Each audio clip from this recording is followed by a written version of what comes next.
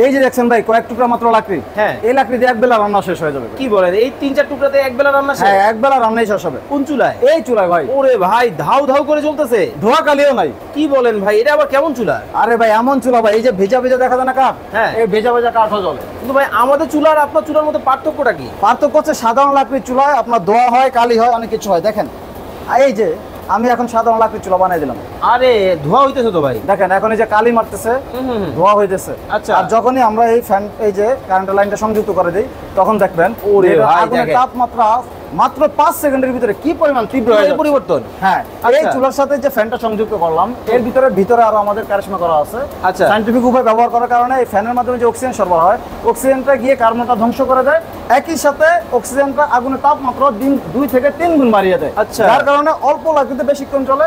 যখন আমাদের এই বান্নারের ভিতরে থাকে আগুনটা কিন্তু ছড়ায় ছিটে জানা ছোট একটা জায়গা থেকে ভালোভাবে ওঠে।